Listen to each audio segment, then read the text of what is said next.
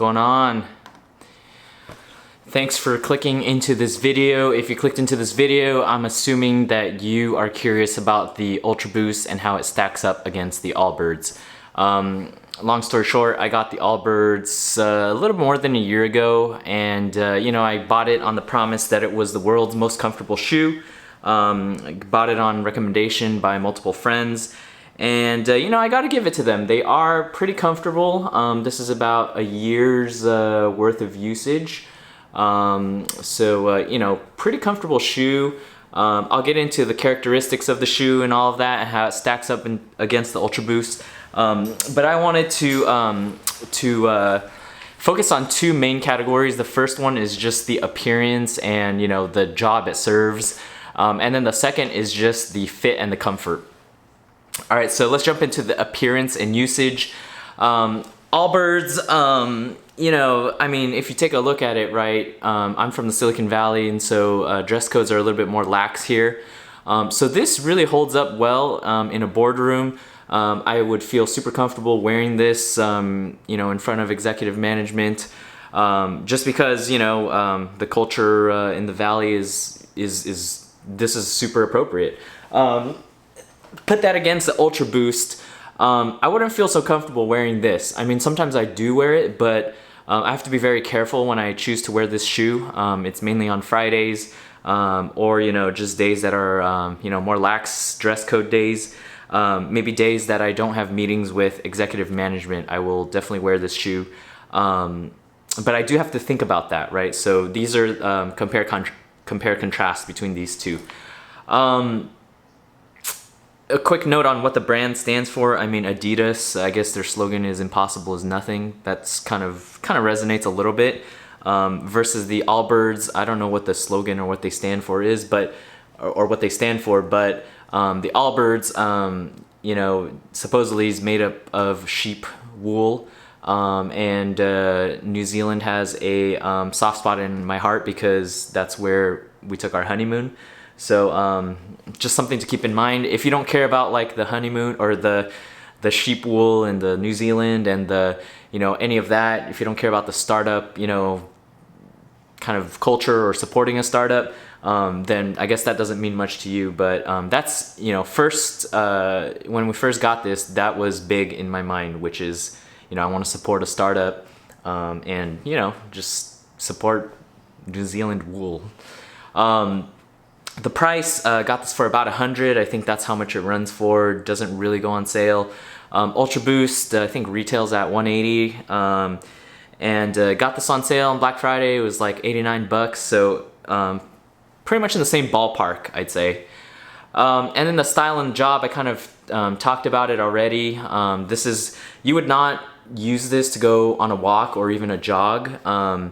This is the sole here, and I'll get into it more later, but this rubber sole here, it's comfortable for like walking around like 1 or 2 minutes, like to get up, go to the bathroom, get a snack, and come back to your desk.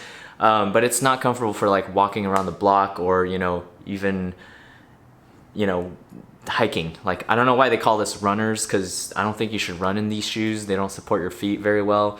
On the other hand, this is very cushy, and, you know, very good for running. So that takes care of the appearance / usage, where I would use one versus the other. I would feel very comfortable taking this to the mall, you know, carrying my baby here. You know, this is very supportive. This one, not so much. This one I would not wear to the mall. I would not wear to an amusement park. I might wear this to the park if I'm just standing around and, you know, kind of looking after my kid. Definitely doesn't absorb impact very well. All right, and I'm gonna jump into the fit and comfort now. The uppers are pretty similar. It's made out of, like, you know, cloth material, very moldable to your feet. And so, you know, that's where I'd say the AllBirds are superior, because you can feel like it's so soft, right? And my feet I have flat feet and I have wide feet. So my normal size is 9-4E, size 9, 4E width. And that's normally what I wear with Asics. And you know, the Adidas, while they do have, actually, then I don't think they do have wide sizes, but the normal Ultraboost fits my foot. Like, you know, my foot is super wide. Like if you imagine a potato and you slice it in half, my foot is like that. And so, you know, super wide, but you know, it does fit in here, which is nice. And as you can tell, I don't do all the laces because I don't need it.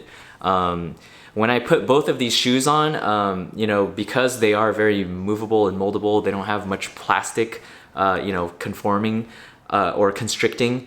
They're both super comfortable. I'd say that again, the AllBirds wins in terms of like the uppers, just because it's so soft. Like, I don't know if you can see it on the camera. It's just so soft. So that's the upper. The insole, you know, the Ultraboost, it's kind of weird, like at first anyways. It felt like my foot was gonna come up off the shoe every time because it feels really shallow here. But that's not the case anymore. That was just more of like a first impression kind of thing. Now it's, you know, I'd say this is a super, super comfortable shoe. All around shoe, I would go with this one.